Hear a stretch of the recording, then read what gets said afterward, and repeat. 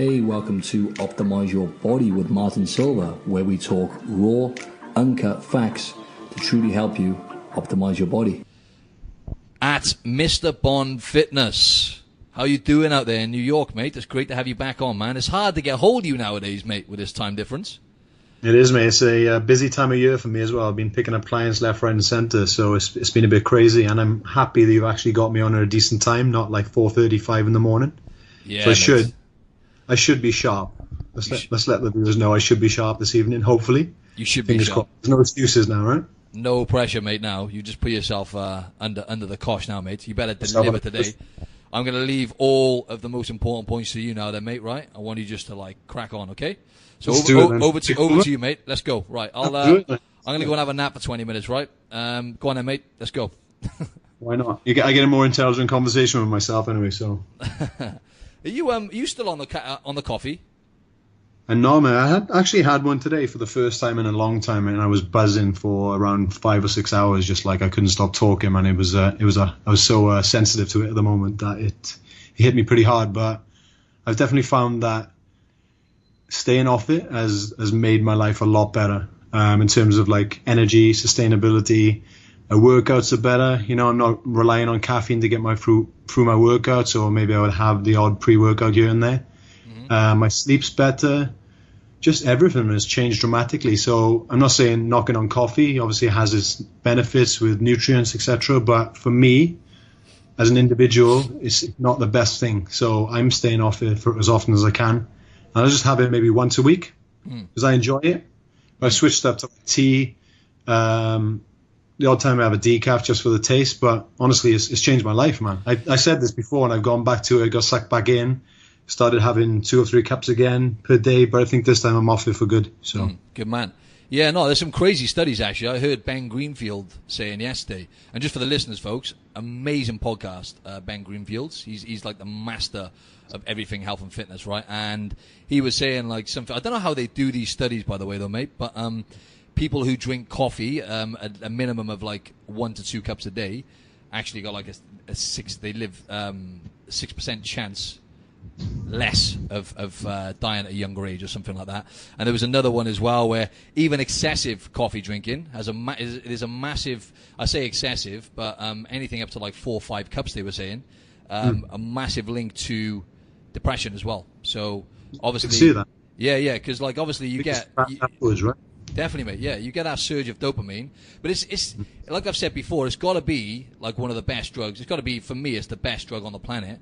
But at the same time, mate, it is a full-blown drug, yeah. Because much like yourself, mate, you're a better man than me because I'm trying to wean myself off coffee. So I try going cold turkey.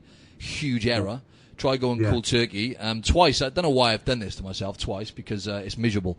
But I thought, I'm really disciplined. I'm really hardcore. I'll do it. I'm not disciplined. I'm not hardcore when it comes to coffee. I failed. So basically, I think I went like 2 weeks. I think I had about 2 free coffees in 2 weeks. So this time round now, starting from this week, I've started weaning myself off it.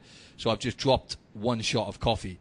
Now, the thing is, Andrew, here in Australia, they get you hooked because they put 2 shots in each long black. So in each long black coffee, or should I say black coffee, they put 2 shots in there, which I've only realized a few months ago. So from 4 shots, I'm going down to like 3. So I'm still having my 2 coffees, but I'm having 2 shots in one and 1 shot in the other. And next week I'm going to be taking another shot down. And the plan is then in the new year just to wean myself off it, much like yourself, mate. So. What are the big difficulties you have coming off it then, since you have to do it that way? Oh, for me, mate, it's more a case of most of it, I think, is placebo anyway. I think it's just and training. Okay, that's one of the main ones, mate. When I train, I do notice a massive difference in my performance physically. I don't feel quite as sharp. That was just for a few days, though. I just didn't feel quite as on the ball, if you like. Not as much clarity mentally. But all in all, I think it was just the first few days, Drew. I think it was just the first 5 days were so miserable. And then what happened was, like just yourself today, you've had 1 coffee, you get sucked back in. So I had a really bad sleep one night, and then I had a podcast the next day. I was interviewing someone, so I thought, I'll just have 1 coffee, and then I got sucked back in. So that was my issue. You might see though the biggest change I've seen with myself is like you're obviously saying you're not sharp when you don't have your coffee. Like I feel that fogginess and will disappear when you do stop taking it. and you'll have more mental clarity. I promise you. You just got to give it time. It's that first week it can be a very depressive week if you're coming off it and you're weaning yourself off it. After that, then things start to change. Given time, I've done it probably for about a month now, so definitely, man, I'm into that zone now. And like I said, I've been sucked back in before. But this time it's a game changer for me. So, mate, I totally agree with that though, because I did notice after about 3-4 days, I had more energy, more sustained energy, and I just felt better. But then I got sucked back in. But yeah, mate. So you typed up a great blog lately, and just for the listeners, today's podcast is going to be on kind of how to attack the new year.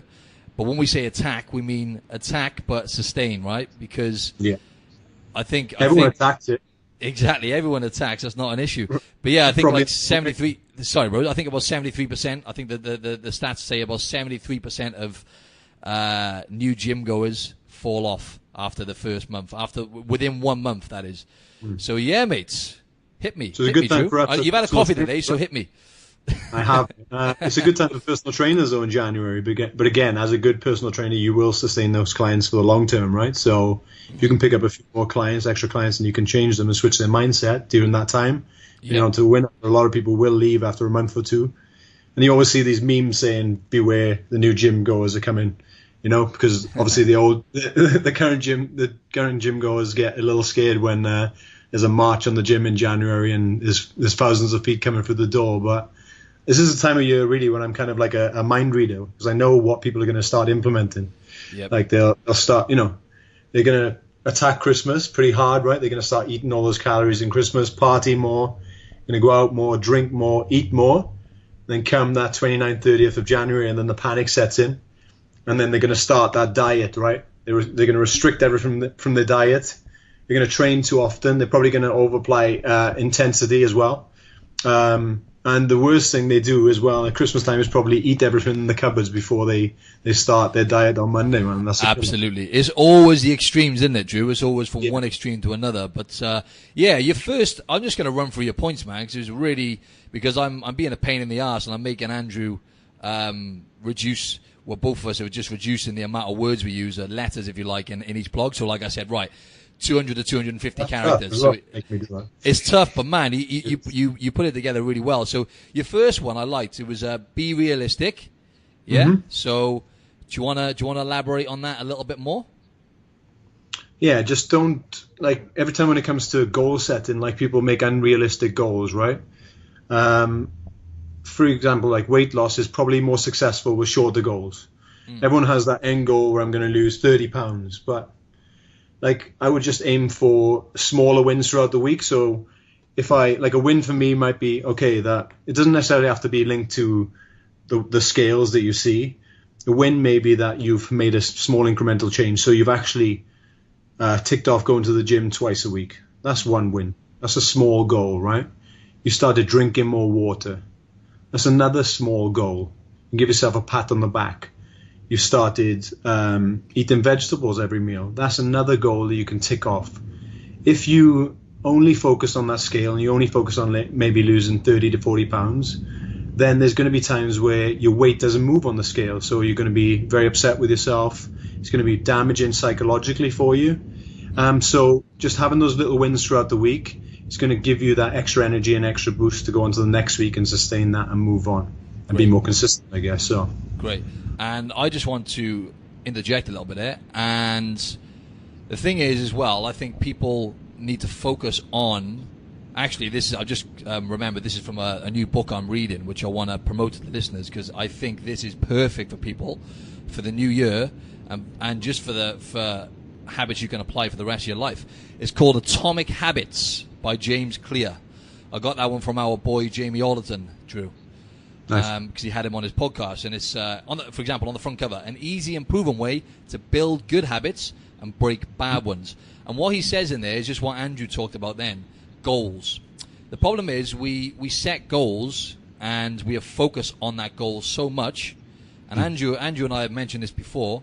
We kind of lose touch a little bit with the process, and we don't put the systems in place to actually achieve those goals and sustain them for a lifetime. Now, I'm making this sound quite complicated, but essentially what I mean is, you have to, in a sense, he says in the book, to change your identity. So I completely resonate with me because, for example, something that Andrew and our strength is obviously health and looking after our bodies. Okay, that's our main strength, right? So, in order to create to create a body which is healthy and achieve your goals in terms of your physique, so you want to get an aesthetically pleasing physique, and you want to be healthy with it, then you have to do the things that a healthy person would do. So, in a sense, you have to literally make that part of your identity. You have to be doing, for example, what kind of traits would you need to be like a healthy or fit person, right? You would need to generally walk more, okay? So instead of, say, taking the lift, this is just an easy example, taking the lift in work if you live in a high-story building, this is just a random example, you take the stairs. Instead of driving around the corner, you walk. That's what a fit, healthy person would do, and they make that part of their lifestyle. And that's an example of a good habit, you know? So it's actually doing it. Think to yourself, right, what do I need to become to actually achieve those goals? So just going a bit deeper on that, Drew. But that's fine, mate. And that's linked to... Go on, sorry. No, go on, mate. That was it. I was just going to ask.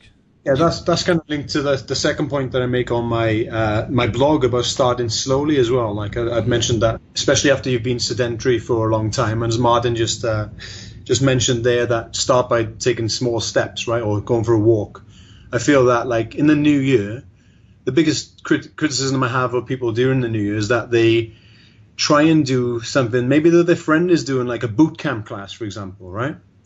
And they go from being very sedentary throughout the Christmas period, where they've been doing less and eating more, laying on the couch a lot, and they go into a boot camp class, which is probably one of the highest forms of intensity you can do, next to CrossFit and similar things like that.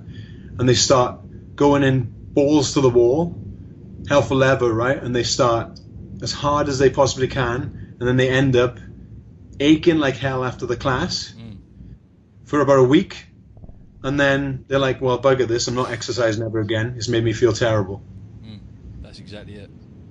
And that happens all the time, man. Like, it's so, like I said, the odds are stacked against you, right? If you're, I don't mean to sound grim about this, but if you're thinking of just, right, I'm going to go all balls to wall, and I'm just going to smash it. And like Drew said earlier, I'm going to finish off everything in the fridge. I'm going to just, like, really let my hair down, and then that's it. I'm on it.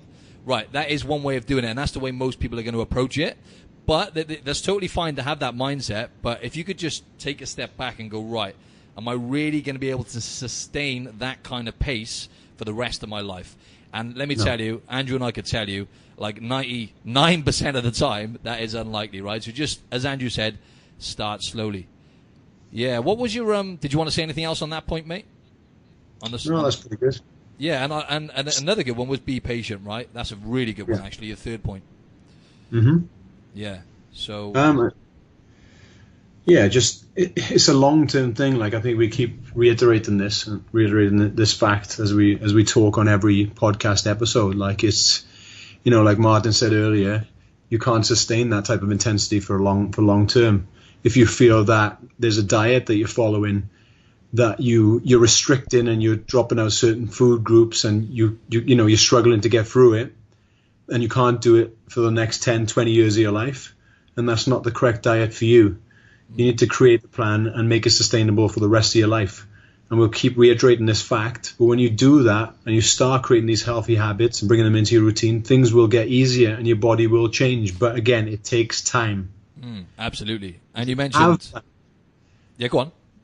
We have plenty of time as well. It's useless going up and down with yo-yo dieting, losing weight, putting back on double weight, losing weight. You have time to do that, so why not have time to make sustainable life goals, Exactly. Making time, isn't it? That's what it's about. It's about making time.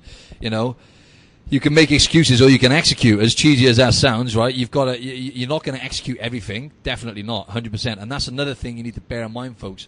Nothing's perfect. You're not going to be perfect with things. It's just a case of creating small wins and really focusing on the things which should be a priority, like getting enough sleep and the things we've talked about all year on the podcast, essentially. Like, in a way, Andrew said this off air before we started, we're kind of summing up everything we've talked about today throughout the year. It's always going to come back round to the same points and focusing on the big rocks. But Andrew mentioned on his blog anyway, on the third point, which he just talked about, being patient, instant gratification. So you have to be disciplined in a sense, right? Because certain things you do get immediate pleasure from. For example, let's use food as an example, right? You don't necessarily, for the most part, you don't need whatever you're going to have. So, right, I'm going to have this thing because it's going to make, I'm craving something, for example. I'm craving some type of food, okay? So I'm going to have that food because it's going to make me, it's going to make me feel better. It's a craving. But it's not hunger, right? So just, that's an example. Do you really need that immediate pleasure right now? Is that going to actually excel you forward to your goals, or is it going to hold you back? So sometimes it's a case of, again, taking a step back and asking yourself, is this going to help towards what I'm trying to achieve? And don't get me wrong, like I said, you're not going to be perfect. You're going to be enjoying yourself. You're a human. But be patient and just try and think of the long game and stay in the game. And what was your fourth point, And? Fourth point is going in with a plan, having some sort of direction. I said, this will help keep you disciplined, more productive, and help you stay on track with your health and fitness goals.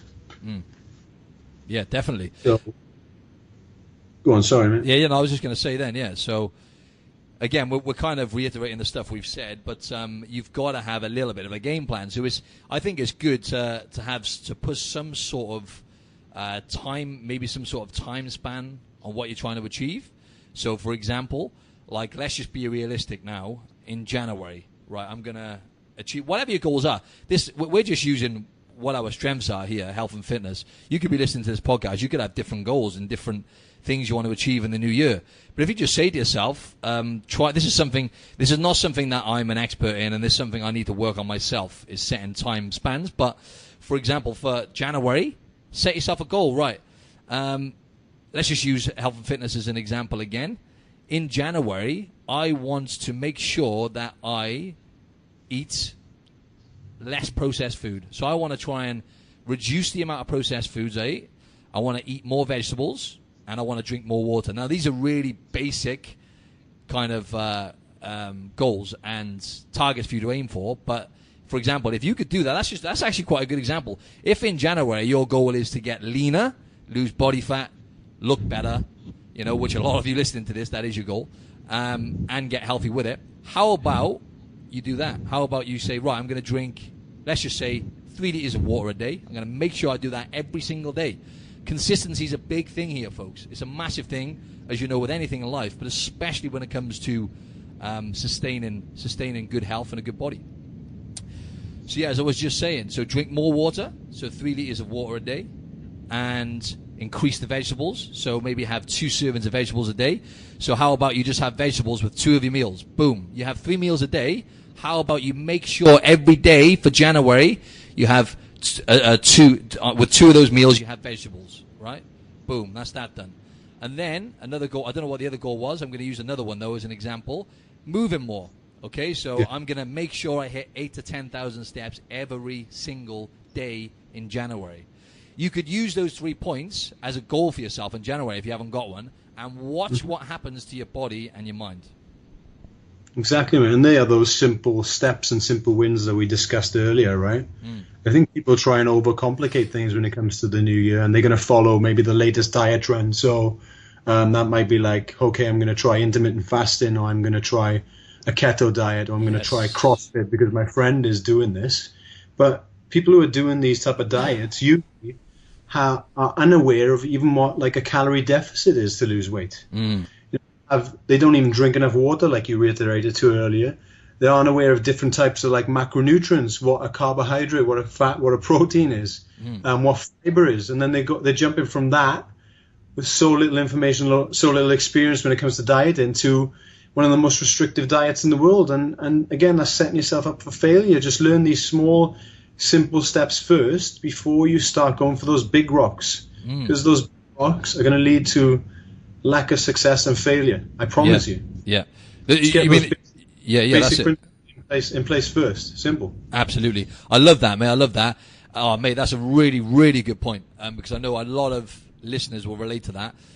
People are trying to do things that other people are doing, which is work for that particular person, right? So when we say worked, right, let's just use fasting as an example. Big buzzword, Very, very, very popular now. And actually, 2019, that is going to explode, right? Like me and Andrew have said on other podcasts, the only reason it hasn't exploded in terms of from a marketing perspective, like supplements, for example, like supplement companies can promote their brand, they can put a pretty label on it, make it look good, bang, people buy it, and they have like some sort of model representing it who looks amazing. When it comes to fasting, how do you market that as well, right? But lots of people now are starting to do this, and I find people like Andrew and I have got to be careful with this as well, because we're big advocates of intermittent fasting. We've molded this into our lifestyle, and it works really well for us. But most people, and again, I'm just using examples here just so I can give you guys more of an insight. Most people are using fasting as a way to get leaner. Terrible idea. Drew, do you reckon that's a bad idea? Definitely, mate. Yes, it's not a fat loss tool, it's more of a health tool, So when you're doing fasting, you should be prioritizing health with it. And I find like sometimes the wrong people are doing it. There's people who already have hormonal issues, who should be eating more regular meals throughout the day, but they're employing intermittent fasting, and that's just heightening the issues they already have. Definitely. Yeah, and what was I going to say then? Yeah, and with the fasting as well, you were just saying about about people not. I'll jump to the next thing I was going to say anyway. My mind's gone there. Like with the calories and stuff and fasting. So people want to jump into fasting, but I was going to say about health. Then that's what I was going to say. Sometimes we say, I've realized that because we've been at this for so long now, our paradigm has completely shifted over the last 3 or 4 years, where we're tuned into how we feel instead of how we look more. Don't get me wrong, folks. Andrew and I love to look great, right? We like to look great, right? I'm not going to say we're not vain, right? Because we are. What I was going to say is what Andrew was saying then. It's like using it as a tool for health, and what we mean by that, because that can mean so many different things. How about you, if you are going to do fasting, right? If you want to try that, how about you try and think about how do I feel when, for example, once or twice a week, how about maybe, as an example, you could maybe skip breakfast, not even skip breakfast, maybe have breakfast a bit later in the day.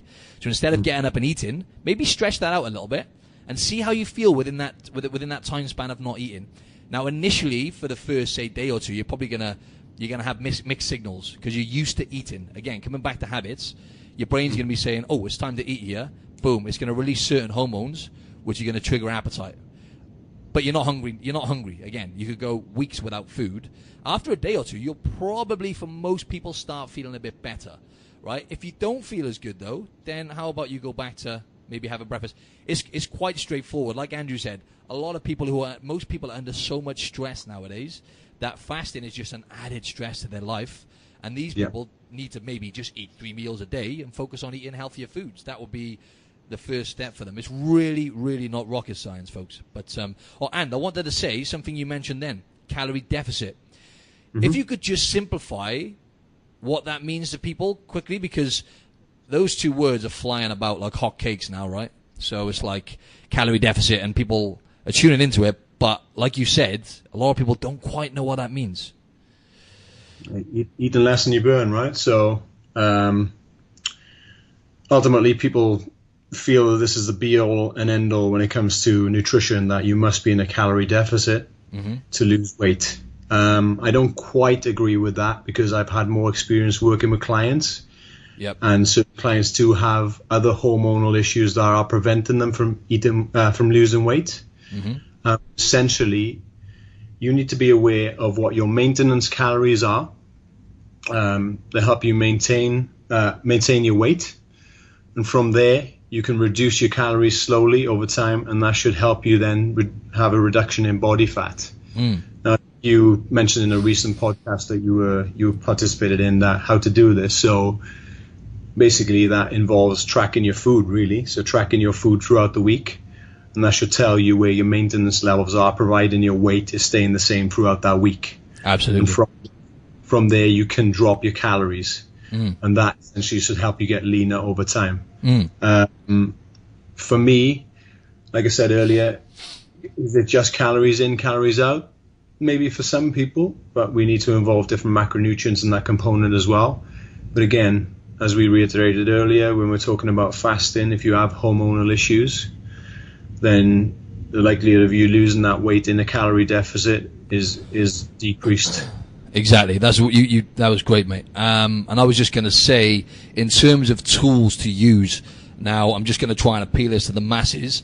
If anyone's listening to this, and your goal is to get leaner in January, I know that's going to hit alarm bells with most people. Most people want to get leaner in January. So let's just say, tools. Fasting is a tool. Okay. If I had to prioritize which tools I was going to use in the position from the standpoint of I want to lose body fat, I am going to use food tracking, as Andrew mentioned, any day. Okay, so how about you build some self-awareness, right? Now that's the key thing here, right? So if you are looking to lose body fat in January, how about now, don't say I'm going to do it tomorrow, how about you download the app, MyFitnessPal, now, and start tracking ASAP, right? You don't necessarily maybe want to track over the Christmas period, actually, so don't do that. Actually, if you're listening to this now, this is going to be a few days. Yeah, okay, so actually, download the app and start tracking your food intake. Boom, that's the first step, okay? Because I love this. I love this, right? I don't know if anyone's... I'm like a bloody nerd here. I don't know if anyone's heard of the book, The Subtle Art of Not Giving a Fuck, right? Most people have heard of that. Great book by Mark Manson. And I heard Mark Manson on a podcast, and I thought this was great. He said, self-awareness is like sex. Most people think they're good at it, but in reality, they suck, right? I love that because it's the truth. We all think, oh, I know what I'm doing. I eat healthy. I do this. I do that. And there was a new study that came out recently about people who think they eat healthy, and I couldn't believe it. It was literally something like 98% of them were wrong. I don't know. That's vast. It was more specific than that. But what I'm trying to say is self-awareness. So over something like fasting, right? Building self-awareness about what's going into your body and working out roughly what your maintenance calories are the first step for you when it comes to losing body fat and getting leaner, I would say. Anyway. No, I agree with that, mate. And it's funny you should say that because you always get that expression from your clients, right? Or people you meet in the gym and they say, oh, I eat really healthy. Yeah. But you know what that is. You know, when you delve into their diet, you realize that is pretty awful sometimes. Yeah, absolutely. But again, we're not saying you need to track for the rest of your life because, again, that could lead to an eating disorder. But for me, tracking is more just about awareness. It will give you the awareness of what types of food you eat and the awareness of how much you eat. Because people always misrepresent this and undercalculate or overcalculate the amount of calories they're eating pretty often, right? Yeah, absolutely. Yeah. My girlfriend does that a lot, actually. She tracks now, and she over-calculates what she has, like, extreme. And I'm like, nah. As I'm like, Kim, like, yes. I mean, it's all estimated anyway. But without going too much into that, really, it's a great tool. As Andrew said, it's not something anyone wants to be doing for the rest of their life. Like, I'm sure Andrew does this as well. But for myself, I'll track for a few months. And then I'll come away for a few months. But even at the level Andrew and I are at now, we're at a top level without, trying to blow our trumpets. When it comes to knowing what our body needs, calories, nutrients, we know. We could not track forever and still maintain our weight and be healthy with it. But it's a great tool to build self-awareness. And I think we really elaborated on point 4 there. That was good. Point. I think. Go on. We've overstepped certain simple things as well, like paying attention to stress and sleep. Like we've obviously had podcasts on that before, but again, like overdoing intensity in workouts can add stress to the body, intermittent fasting, things like that. Like high stress and little sleep can affect hormones that can lead to overeating and letting your appetite get out of control. So definitely. If you're having issues over the festive season with that already, then that's something that you may want to dial in during the new year and maybe focus on the nighttime routine a little more, 100%. That's what I was going to say to people as well. This is coming off one of my other blogs, but without going too much into that, like social media, we've talked about this lots of times in the past. And, I think when it comes to stress and actually achieving your goals and stuff like that, like I said about moving more, if you were to build awareness to how much time you're spending on social media unnecessarily, this is still work in progress for me as well, but for example, when you're sat there flicking through social media, You know, you could be just doing a little 5-10 minute walk or something like that, and being more productive with your time to actually accelerate your goals. Because as I've mentioned before, there's a great app which I've actually stopped using because it's quite painful to realize how much time you spend on social media. There's an app called Moment, and it makes you really aware of how much time you waste on social media, sat down, scrolling with terrible posture, slouched over your phone, when in reality, if you could, let's just say you waste 20 minutes a day on social media, that's being kind, by the way. Most people waste much more time. We're talking hours a day on social media. How about you would just walk for 20 minutes instead? Because the results I've had, like there's one client in particular, I had unbelievable results with her from just getting her to walk 20 minutes a day. Her body fat was dropping rapidly, just from consistently. And the way she'd done this is she would have her lunch. She had an office job, so she was doing like literally 3,000-4,000 steps a day. That's really, really low steps. But I think the average in America, right? That's the average in America. The average American doesn't even move. That's 20 minutes of walking a day, folks. Yes. 20, 30 minutes. It's shocking me. Exactly, but she was doing about that, the average, 4,000 steps. And then she, after eating her lunch, which, by the way, folks, a great thing which I've implemented is just going for a 5 to 15 minute walk after eating. Really, really helps with digestion and energy levels. I've really, really noticed. I say that as well. Yeah. I've really noticed. Have you noticed that yourself? Yeah, man. I try and do it if I've obviously eaten now, so I'll take the dog out for a little walk for 20 minutes, which would be nice. Just to look at the fact you just said about her moving more, right? That she lost weight. Was that without even changing anything to a diet? Because obviously we were talking about So we were talking about a calorie deficit. So essentially, you can increase the energy expenditure and the movement, and you don't necessarily have to drop your calories all the time. So that can be like a tool for you just to increase movement, increase the amount of work you do in the gym, and that may even help you get leaner anyway. So definitely, mate. And actually, this client fell into the 5% of people who does actually eat healthy, right? Which is rare, but she was overeating. So that's another thing, folks. We were saying about calorie deficit. Now, like, Andrew and I are not in the camp. We're not in any camp. Like, there is that camp where it's all about calories, right? And I'm not going to go into that, but like Andrew and I always say, like, if I had to choose what was more important for someone who's looking to create sustainable health, at like someone at not a low level, but not someone at an advanced level, I would say to focus on nutrients first. Focus on like don't like yes, it's good to track and it's good to use that as a tool, but really focus on eating healthy foods. I was just going to say about that client, she fell into the small percentage of people who was actually eating healthy but eating way too much. So you can eat healthy foods and still get fat, folks. That is like if you overeat calories, you're going to gain body fat and gain weight, right? So she was, and all she didn't change nothing with the food, walking 20 minutes a day, and then boom, she started losing body fat. And then we started playing around with the calories and stuff. So, yeah, like 20 minutes a day after you've eaten as well. She was doing it after her lunch, going outside, fresh air, put a podcast in. That's another thing I wanted to say. Rather than flicking through social media, have your food or whatever. Go for a walk 20 minutes a day, right? Just make the time to do that 20, 30 minutes a day. Whack a podcast in. Optimize your body, ideally. And you'll be surprised if you add that 20 minutes up. Right. Firstly, the amount of calories you're going to burn over the space of a week. Secondly, how many minutes is that? I'm really shit at maths, but that's a couple of hours you've listened to podcasts. Trust me, you've learned a lot of different things within that time as well. So you will grow mentally as well as physically. And again, it comes back to that point that if you throw everything but the kitchen sink at your New Year's resolution when it comes to fitness and health, you're going to get to the point where you have already lowered your calories too much, you're already training too much, and you're already doing excessive cardio. So where's your next step? You have to lower your calories again. So you're starving yourself. You have to do 1 to 2 hours plus cardio a day. Essentially, you're going to set yourself up for failure. Plus, you're obviously going to mess up with your metabolism.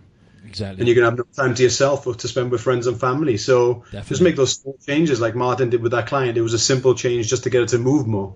She started losing weight. And when she hits a plateau again, his next step may be, right, I'm going to take maybe 100 calories away from a weekly total. A daily total. Yep. That's into a small deficit. That may help her drop body fat again. That would help massively. I may increase her training intensity, or may increase the amount of times she trains per week. That's my next tool in my box. Definitely. They're all going to help these small changes. And again, that is done over a long period of time. Definitely. And this is a big battle for us, isn't it, Anne? Because I'm coming back to one of your other points, be patient. Because I know most people listening to this, right, it's great because I do the same thing. I'll listen to certain things and I'll go, oh, I'm going to smash that. And then after a couple of days, I'll go back to my old ways because I haven't created those habits and I haven't changed my, like I said, my fundamental habits. So the results, that's an example of one client. The results you will get, right, from walking 20 minutes a day every day, right, you'll get good results. Even if you don't, like, I'm not going to say you're going to get mind-blowing results because loads of other factors come into this. But if you let's just talk about health, right? Moving is very, very important for your health. And I can guarantee you it's probably going to increase your productivity. I get that with clients as well. Clients who move more, and do like an extra bit of walking each day or just focus on their total daily steps and make a point of more activity, they are more productive with their business and whatnot as well. So try not to get sucked back into balls to wall mentality, and because you have to be patient with this. You have to be patient with the results, like, because people listen to a lot of other people listening to this will probably be thinking like, oh, really, 20 minutes a day? I have this battle with people, and it's like, it's the compound effect. Like, it's not going to happen overnight. You just really, really got to listen to me and Andrew on this. Well, it's a stress reliever as well, right? So it's not only going to do well for your physical health and your heart health, but also for your mental health. So if you don't want to go for a walk, right, what's an easy win for you when you're doing a session in the gym? You rest in 30 seconds to 90 seconds between sets. You just walk around the gym until you come back to your next set. That's going to get your steps up per day, right? So that's probably going to add another between, I say, 2,000 and 4,000 steps to your daily step count. Great point. Super win, man. So you don't necessarily have to go outside. Obviously, if it's wet and raining like it is here now, but at least in the summertime, get yourself out there. You've probably had a busy day of work, stressful things with your family, your kids. So going for that 20-minute walk is going to do you a world of good. Absolutely. And as Andrew said before, it's training because it's not punishment, folks. Training shouldn't be punishment. And again, I know it's easy for me to say because, once again, it takes time to create those habits of training because you love yourself. As cheesy as that sounds, that needs to be the end outcome one way or another. It needs to change. I know this sounds a bit crazy, but you need to change the underlying reason why you're doing it, and that just takes a bit of switching of the mindset.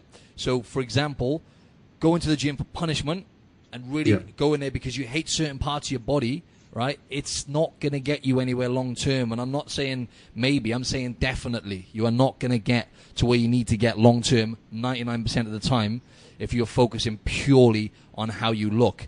And as I said before, Andrew and I, we like to look great, right? We do. We've gone to the extremes with that. We've both competed on stage.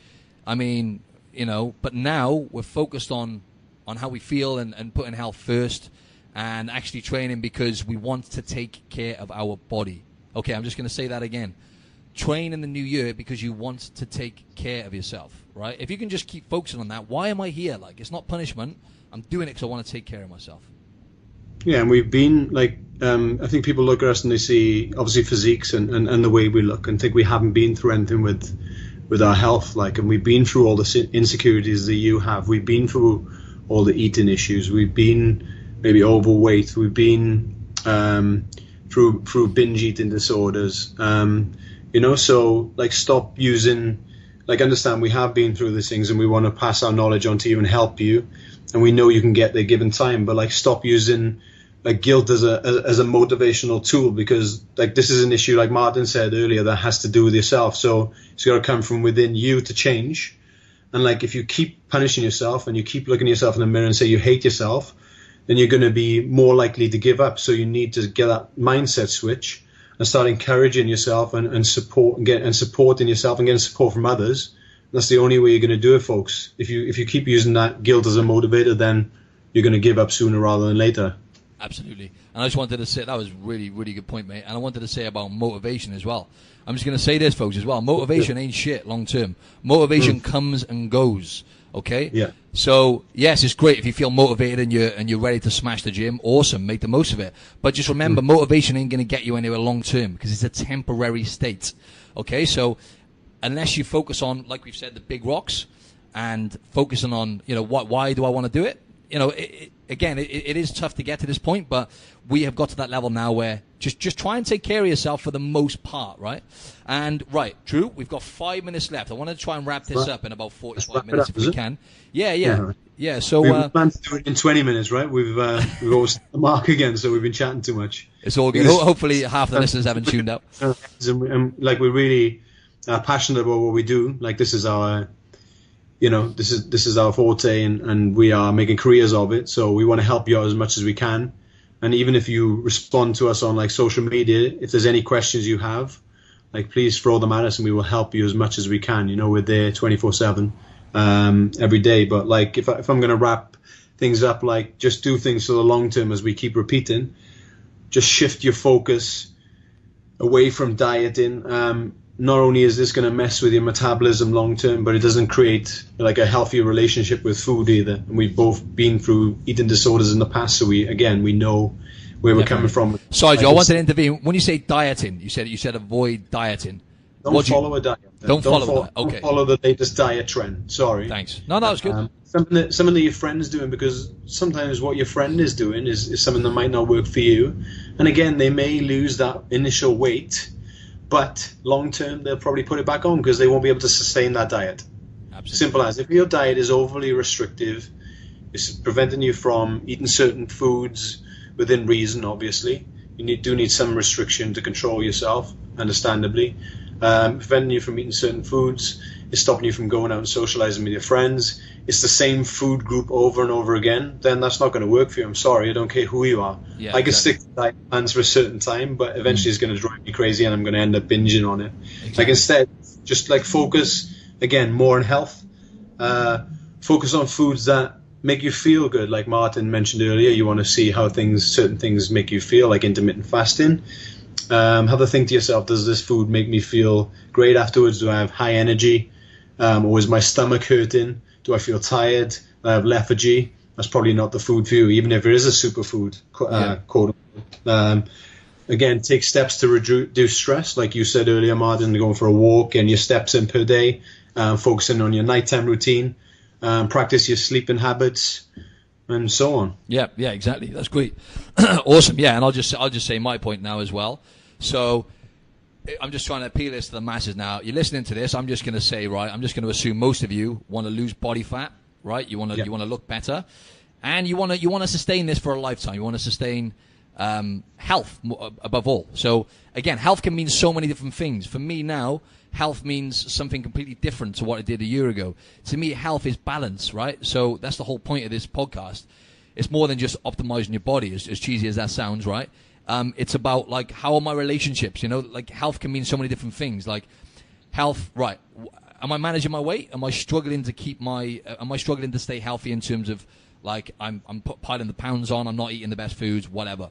Am I struggling with that, or am I in control of that? My relationships, how are they? Are my relationships good? Am I spending enough time with my loved ones and whatnot? Am I happy with the people I've got around me and whatnot? Health is a balance of all these different things, folks. It's not just about, like, physical health. It's about your mind. But yeah, I like to get people to focus on the big rock. So all I would say to you is, you want to smash it in the new year, right? Focus on the 3 tips that I mentioned. Oh yeah, I wanted to say as well, I would, if I were you, I mentioned everything we talked about today, Andrew and I, in more detail, and there were some other tips on the 180 Nutrition podcast, so go check that out. Go and check out the Health Sessions podcast, because my interview on there, I mentioned loads of different things. But yeah, focus, my 3 tips on there were: lift weights properly. Okay, so if you want to build your metabolism, healthy metabolism for the new year, focus on building muscle above all, so lifting weights properly. Sleep, as Andrew just said, focusing on sleep and managing stress. I think they go hand in hand. So the quality of sleep is important. So get off your phone an hour before bed and try and wind down. Maybe read a book before bed. Focus on your quality of sleep. And the third thing was nutrition, as we just went over. We spent the most part of this podcast actually talking about nutrition. So you guys obviously now know how important that is. So nutrition, maybe start tracking. Use that as a tool. Start tracking your calories. And or just focus on eating healthier. Just focus on maybe eliminating, as we've said time and time again, processed foods. Avoid shitty foods. Eat more vegetables. It really is quite simple to take those first steps. So they are my 3 tips I mentioned at the last on the 180 podcast. And I also wanted to promote our program that we just created for you. It's a decent program. It's not decent actually. It's a great program considering it's free. It's fantastic, and it's a split body part. I know most of the listeners know Andrew and I are more focused on training the full body when it comes to weight training. However, we've had lots of requests of people to create something which involves training one body part at a time, or 1 or 2 body parts at a time, split routine training, because that's how most people train. So again, we've appealed to the masses. We've created a great program, and it's totally free for you folks, right? So maybe you could just direct message me your email address. But Andrew and I, the best thing to do is just to follow us on social media if you're not already. Follow Andrew at Mr. Bond Fitness on Instagram, at Mr. Bond, as in James Bond Fitness, and follow me at Martin Silva Fitness, and you'll be getting that free program. It's already out there, actually, because if you listen to this, it's going to be like almost a new year. So, yeah, the free program's there for you. So, sorry, I went on a bit there. Andrew, is there anything you wanted to say? Yeah, just to ask us if you're unaware of what a healthy food might be, or different food groups, or what type of training routine you should be doing, how to focus more on your sleep. Just ask me and Martin the question. Like I said to you earlier, we're there for you. We're passionate about what we do, and we want to help you out. So anything in the new year you're unsure of, just ping us a question, and we'll get back to you as soon as we can. Absolutely. Yeah, so we're happy to help you as much as we can. That's the whole point of this podcast and our blogs and everything.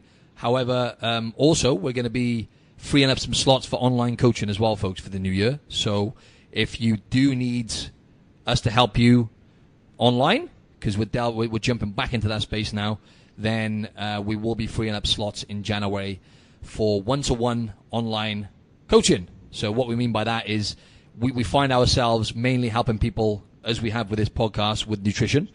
So that's what most people struggle with. But we do include specialized training programs as part of the package. But yeah, we can start. We'll be starting that in January or in the new year at some point. So if you got any inquiries about that, feel free to message us via social media. Yeah. So that's pretty much a wrap, mates. We've gone over the 45 minutes. It's all good though. Some gems in there for the listeners. But yeah, man, thanks a lot for chiming in, and hope you have a great time back in the UK, mate. Thank you, mate. Have a good Christmas and New Year as well. Thanks, mate. Appreciate it. Thanks again, mate. Speak to you soon, man.